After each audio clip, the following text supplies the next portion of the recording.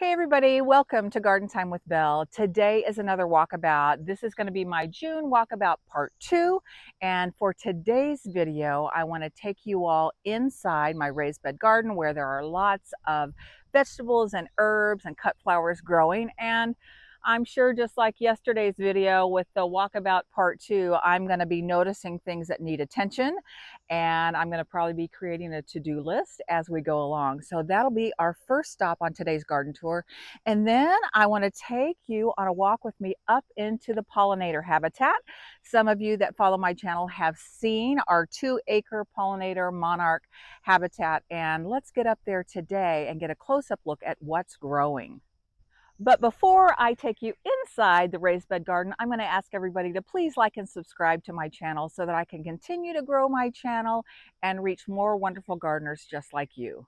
Okay, so let's head into the raised bed garden this morning, and surprisingly, we finally got some rain. It's been extremely hot here in my mid-Missouri Zone 6 garden, but we got some rain overnight, which was much needed. And so for once, it feels relatively cool this morning. I'm sure that'll change. I think our high is going to be maybe not in the 90s today, but closer to the upper 80s. But compared to what we've been having, I'm not complaining. So let's come on in and take a look at what is growing. Well, as you can see, there is a lot of changes from our May walkabout to June, just a month. It's just incredible, the changes that are happening. So I think what we'll do is, like normal, I think I'll take you around to each of the raised beds and talk a little bit about what's growing. You all know, if you follow my channel, you know that I love to combine flowers, herbs, and veggies all in the same space. One of the real benefits of doing that is that different plants, different flowers, different vegetables bring in different beneficial insects and pollinators. It attracts great things to your garden. So if you can diversify your garden by popping in a marigold, popping in some zinnias or parsley or basil in and amongst your veggies, they're going to be happier and healthier for it. So we need to come up with some sneezing symbol. All right, let's take a look at this bed. Perfect example of how I like to have flowers in the garden. And this is really a bed devoted mostly to cut flowers. I've got my celosia here, flamingo flower, and if you've been around, you've seen me harvest those. So you're not going to see a lot in bloom, but because I harvested some. But the great thing about harvesting cut flowers is when you make a cut, like right down in here, what ended up happening is the energy in the plant starts to produce side shoots or stems so that it bushes out. So you don't have a real tall, skinny plant. You cut, boom. And so this is a cut and come again. The more I cut on this celosia as it blooms throughout the summer, the more flowers it will regenerate. Down here on this end, you can see my zinnia seed, and this is Alpenglow variety. It's a Floret Farms wonderful seed, a beautiful variety of zinnias. And so they came up, the germination is always stellar. Floret seeds are more expensive, but her idea is to produce flowers that you can't get anywhere else. And then if you learn how to save the seeds, then you don't have to buy seeds again next year. You save your seeds and dry them and replant them. So that's what I'm going to try to do. The other thing I want to show you that's in here is feverfew. So they're not blooming yet. So I've got 1, 2, 3, I think I've got 6 little feverfew plants here. They're also a cut flower. I've never grown them before, and you know me, I try new things, and I grew everything you see in this bed from seed, including the parsley. All right, let's look at this next bed. This needs to be on my to-do list, everybody. So if you see these plants, this is garlic. And wow, wow, wow. Why haven't I been growing garlic all of my life? It is one of the easiest things to grow. And if you're a cook like me and I use garlic a lot, you need to grow your own. So simple. Basically, I've shown you, I've got some videos on garlic growing and harvesting, but basically you plant your cloves in the fall, in October, stick them under the soil, and you harvest end of June, which here we are at the end of June, or early July.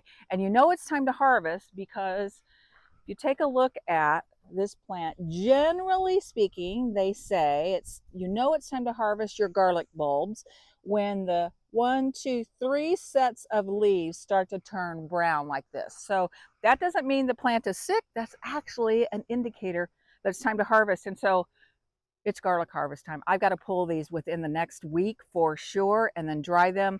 So anyways, I will put a link in the description below on how I like to grow and harvest garlic for you. But what's hiding in the center, if you want to come in here and take a closer look, are my dahlias. I'm growing 8 new varieties this year from tubers, and I am really sad to report this one I don't think is going to make it. In fact, I kind of felt like, yeah, if I get in here real close, do you see that?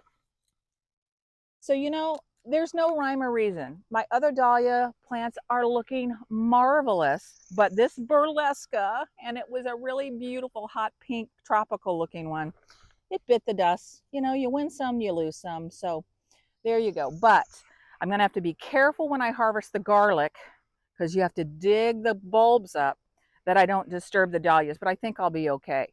Once the garlic is harvested, you better believe I will be sowing some more seed, maybe some more flowers, or I don't know what, but I'll find something to replace the garlic with for the rest of the season. All right, over here, pretty obvious what is growing in this bed. This is my tomato bed. One thing that I do want to say is I am trying this year the method of growing basil very closely to your tomatoes. And so you're going to see between every single tomato plant, and I think maybe even in the middle, I have some basil plants. And I grew all of these plants from seed in my greenhouse. This is Mrs.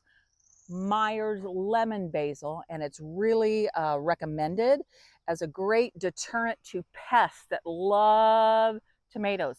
The tomato hornworm, the big scary looking green worm that is so common, especially for Midwest farmers. We get a lot of those caterpillars and they will decimate your tomato plants. But basil is fragrant. It's something that they don't really like. So far, no tomato hornworms, but we're still a little early in the season. What else can I tell you about the tomatoes? Oh, come look. I'm growing a couple of new varieties, and take a look at this one. I already have tomatoes. This is the Sun Gold cherry style tomato, and wow, it will be on my list for years to come. It is delicious. I can't believe I never have tomatoes in June. Never. I've never had a tomato ripen that early. Again, all of these tomatoes I grew from seed. There's 8 different varieties. I actually ended up growing this year only about 50 tomato plants. Last year I think I grew upwards of like 100. I gave a lot of my plants away, and they didn't look so great when I first planted them. And then you came along with me to see me plant them. They were just tall and like really spindly looking, but when you've been a gardener and you have lots of experience, they're going to turn into something pretty good. One thing that is on my to-do list for next year is crop rotation. I have not been very good about that, and that is really important for nightshade plants like peppers, tomatoes, and eggplant. And what that means is it's really important that you don't grow your tomatoes, peppers, etc. in the same spot year after year. If you have the luxury of moving your crop and rotating it, the general idea is to do that every 3 to 4 years. So after this summer, I will be choosing one of these other beds to grow my tomatoes in, and I won't come back to this bed for tomatoes for 3 or 4 years. Why is that important? Because tomatoes, especially when we grow them in the Midwest that's hot and humid, they are so prone to all kinds of blight, fungal diseases, etc. And that rests in the soil. Actually, that overwinters in the soil. Even when you mulch like I do and try to cover the soil, it's just there. So I need to do a lot better job with crop rotation. So if you all grow crops like tomatoes and you know how to rotate them and you've had success, I'd love to hear your comments in the description below. Well, here is my green stock vertical planter, 30 different pockets for growing things. And this year I devoted this planter to strawberries, the Seascape variety. Never grown those before. I grew them from starts or slips, I think they're called, that I got at a local nursery. And actually they've been growing great. I think I planted this up maybe in March, late March. So they're wonderful to plant early in the spring. And yeah, they've done fairly well. You can see here, I've got strawberries. So they are ever-bearing, which means they pump out strawberries all summer long, over and over again. The more that you pick your strawberries, the more they produce. I do have some damage on the leaves here. On some of the leaves, I've got some damage, and I've been inspecting my leaves, and I really cannot figure out what might be causing that. So if you all have any ideas about what that might be, I'd love to hear your comments. Some leaves aren't touched at all, but they're continuing to produce, so that's good. Here in the top, I did leave this open for some marigolds, the Chica Flame. I grew these from seeds, and here's some nasturtiums. Again, marigolds repel insects, and so I have them, as you can see, look down here, I have them tucked in all around, and marigold seed is extremely affordable, and I grew a tray of 24 marigold plants in my greenhouse, and you'll see as we go around, I just pop them up, or pop them in all over the garden. All right, let's head over here and look at my new big tall birdies raised beds that my husband built for me this spring. Oh my gosh, game changer. So in this bed, I've got two things. I've got veggies and flowers. You see the theme here? On this end, I have potatoes. This is my only second year ever trying to grow potatoes. I had really minimal success just last year, but this year, I think I'm going to have really great success. Okay, so because I'm new to this, I had to do some research, and I'm like, oh my gosh, what disease do my potatoes have? And actually, when they start to wither up like this and look awful, like they're going to die, that means you have potatoes. So come in here and let's see, because I actually saw a potato and it's getting really close to harvest. Look, I haven't seen this before. Let me see if I can get this in. And these are Kennebec yellow potatoes or white potatoes. Oh my gosh, I'm so excited. Okay, let's cover that back up. So in some of my readings, since potato growing is new to me, I learned that if you have potatoes popping up on the top of the soil, you want to make sure they're covered, because if you leave them exposed to the sun, actually that will they'll start to turn green and form toxins. I don't know about you, but have you ever gone to the grocery store? I have, and brought a bag of potatoes home and they had sort of a green tinge. They probably laid out in a commercial field for too long and were exposed to sunlight, and that produces that yucky green coloring to the flesh. So anyhow, it looks like I need to get out here and do some harvesting in the next week or so of, let's see, Red Norland and Kennebec are the two varieties I grew. Down here on this end, Gomphrena. Boy, I got to add to my to-do list. So these are beautiful cut flowers. I haven't cut them at all yet this year, and I really should have already cut some of them, again, to produce a bushier plant. So what I'll do is I'll come down here with my pruners and I'll cut right here. And what that'll do is these two leaves here, it will stimulate growth. So again, this is a cut and come again. The more I cut this beautiful flower, the more flowers it'll produce. The other beauty of Gomphrena in the garden is not only they're great fresh, but we'll do an experiment, I'll bring you back for it, but apparently you can let them dry out and they will maintain this gorgeous deep color. They make great dried flowers. So bonus. All right, let's come around here. Oh boy. So recently I did a video, I think just in the last week, you might have seen it, on harvesting. And I harvested a lot of this rainbow Swiss chard, and it is enormous. It has been growing and growing and growing since spring. Yeah, let's see if I can just give you a little bit of an idea of how big I've let it get. It is best to harvest Swiss chard when the leaves are half this size. But you know what? It is also so beautiful and ornamental in the garden that I don't really care. So if I really wanted to harvest some, if you want to come in here, I'll show you.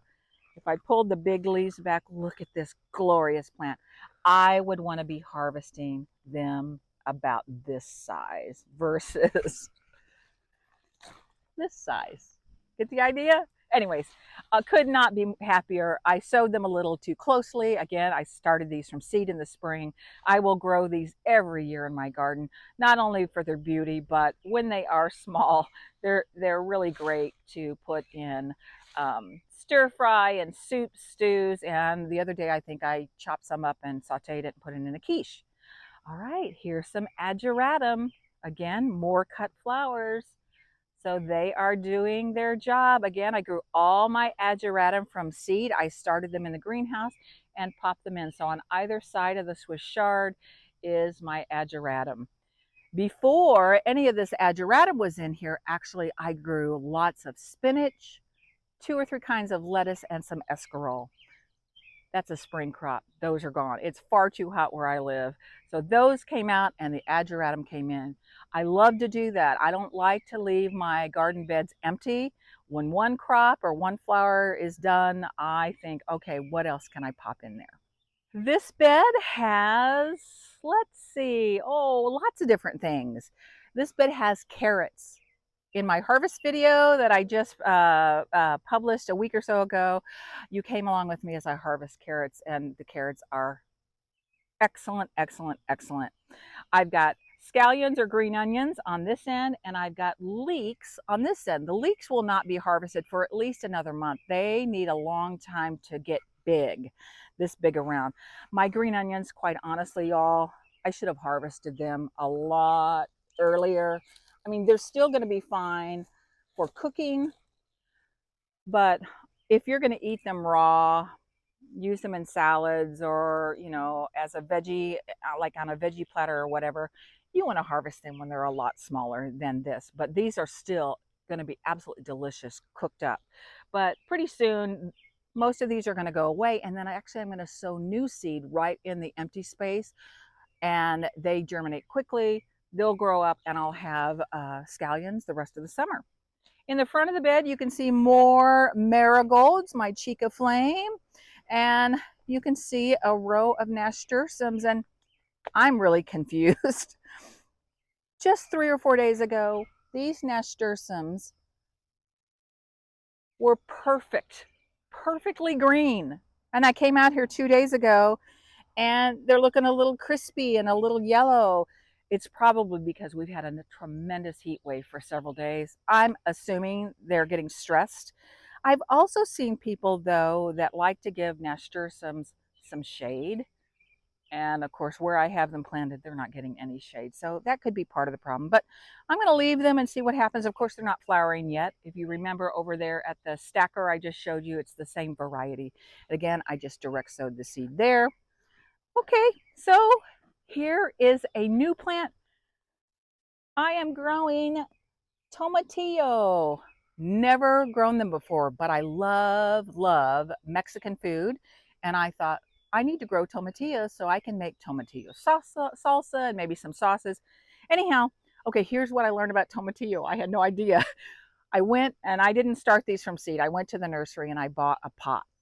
And I thought, oh, bonus, this pot has 4 plants in it. Amazing. I'll grow tomatillos all over the garden. Well, I did a little research before I planted them. And what I discovered is actually tomatillos, you have to have at least 2 plants for them to produce fruit. I didn't realize that you had to have 2 plants for pollination. And so that's why the little nursery container, I think it was like a little, I don't know, 4-inch pot, had 4 different plants in it. So I just came in here and I planted the whole darn thing in one pot, and fruit equals flowers equals fruit. So look at all the pretty yellow flowers. So that must mean I'm going to have a lot of tomatillos.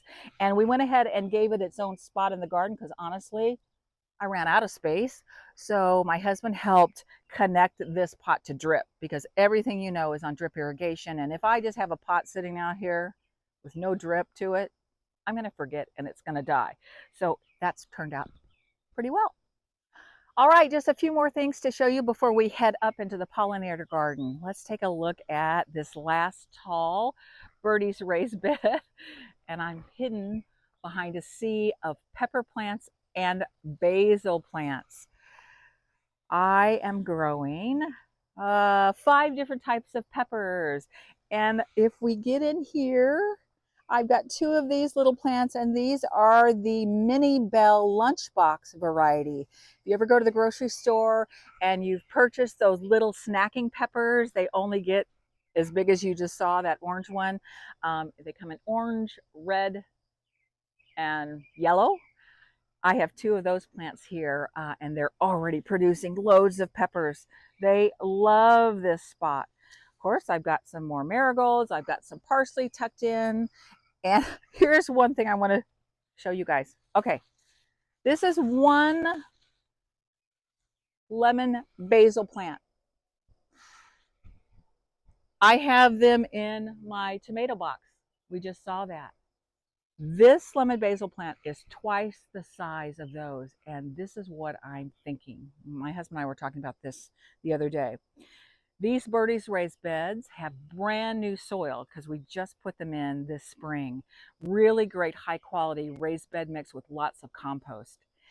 These 4 boxes behind me we've had them for many, many years. And actually, even though I amend them each year with some compost and I fertilize my plants, I think that soil is getting a bit depleted.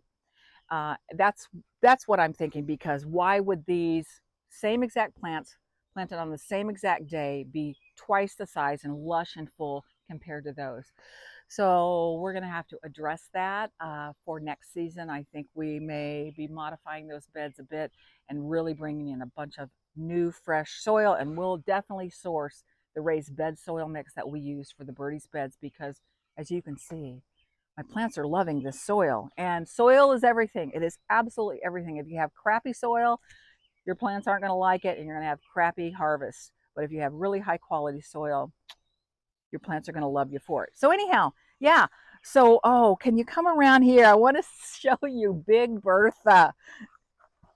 Big Bertha is living up to her name. I mean, wow, wow, wow. Look at this. She's going to be red when she's ready. So hopefully she'll do just fine. And then when I come down here, this is interesting. This is serrano. And actually I prefer serrano peppers over jalapenos, even though I'm growing some jalapenos. But look at the different color of the foliage compared to some of the other pepper plants. It's almost got like a fuzzy silvery. And look at all the flowers. So if you come in really close here, here's a flower. When the flower is done, it's pollinated, you're going to have a little pepper. And then if we get down in here further, here's some more pepper. So actually it is loaded up with beautiful, beautiful peppers. All right, last spot. I want to show you my 2 little narrow beds and this wonderful arch my husband built me.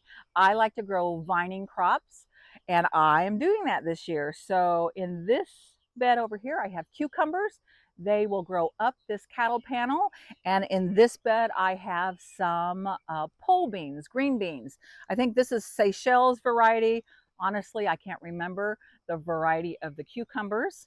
I also have in this bed my marigolds, and I have shishito peppers. I've got a pepper plant on either end. So, and they're producing like crazy. Loads of flower, loads of fruit. And in here with my cucumbers on either end, you've seen me talk about my chives. Chives are a perennial herb, meaning in my zone 6 garden, you plant them once, you take good care of them, they come back year after year. They can withstand our winters, believe it or not. And so, yeah, that's what's in this bed. So eventually, green beans on this side, cucumbers on this side. So I walked up here to the top point of our pollinator habitat, and I just am going to do a little slow spin around so that you can see a little bit of what is growing and happening and get a sense of the space. And then I'll turn the camera around in just a minute and we're going to get a close-up view of all the beautiful native plants like this rudbeckia and the monarda and the fleabane and the echinacea that are currently blooming in my June garden. So just a little background quickly for those of you that are new to my channel. So this is the 4th summer of our pollinator habitat. We teamed up with the Department of Conservation here in Missouri that have a program that encourages landowners to put in pollinator habitats on their property, and they were wonderful to work with.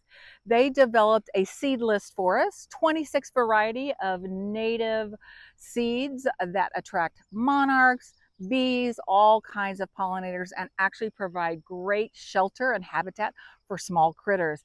And we could not be happier.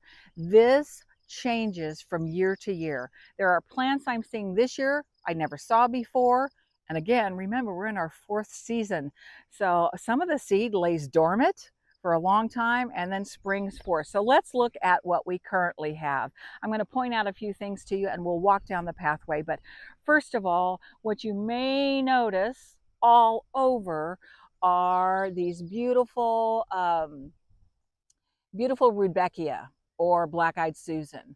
I can't tell you the variety, but if you were to pan very slowly here, it is everywhere through the garden. It is having its best time right now. It loves the heat. We come over here, actually behind this, let me move this out of the way. This is a coreopsis. They are almost done. They were really going great guns earlier in the season. So let's walk down this way and see what else. Oh, here's some more coreopsis right here in the front. And then this is coneflower. So a lot of you, we've got some purpurea, so the purple coneflower you're mostly used to, but this is a special variety of coneflower. I can't tell you the variety, but look at that. How it looks like it's a little tutu or a little skirt on top. So the leaves point downward. So that's a type of coneflower. We've got yarrow. It's about on its way out, but we've got some white yarrow sprinkled throughout. I had a lot of penstemon. It's done. White penstemon was everywhere. I had some Indian paintbrush. I mean, just look at all this beautiful, beautiful rudbeckia and coneflowers. Here's a different variety of coneflower right here versus this variety. Who knew, right? Who knew Mother Nature had so many different varieties of beautiful plants? So again, you know, all these things come in waves, they come and go. So let's take a look. I want to show you this sweet little, they look almost daisy-like, these sweet little white with a yellow throat. This is called fleabane. So we have some fleabane sprinkled around, and let's go down this pathway and get a look at some monarda. So this is just beginning to open. So that's some monarda there, some monarda there. If you were here, it's hard to see on the camera, but there is monarda starting to be dotted all throughout the garden. Here's a better monarda that's further along, so I'll just pull that in. And in fact, I actually am growing some monarda in one of my borders around the house. Of course, this is native monarda. Monarda is known to spread. It sows its seed, it drops its seed, and so I want more purple in this garden, in the flower garden, and so I am hoping we're finally seeing some lavender flowers from the monarda. I'm hoping that next year it will be even more magnificent. Oh, let's go down here and see if there's anything else. You know, I am not a native flower expert at all by any means. I know Lots of you might be. So if you're seeing things that I'm showing you in the garden and I'm mislabeling them, or I haven't talked about something, please let me know in the comments below. I really need to do a better job at IDing some of these wonderful, uh, wonderful natives. That's a nice view. There you can see here. So this is a great view. So you can see the Rudbeckia, Black-eyed Susan. You can see the Monarda in the distance. Taller above that, you can see some of the yellow coneflower. Here's some yellow coneflower as well. Well, I've managed to pick a little bouquet to take in the house from our amazing pollinator habitat, our wonderful garden. I've got some Monarda and Rudbeckia and coneflower, and I think this is a good time for us to wrap up our June walkabout. Thank you all so much for hanging out with me today. I really appreciate your support for my channel. I hope you enjoyed seeing what's growing in my garden. I hope you're having a wonderful June in your garden as well. And until next time, I wish everybody happy gardening.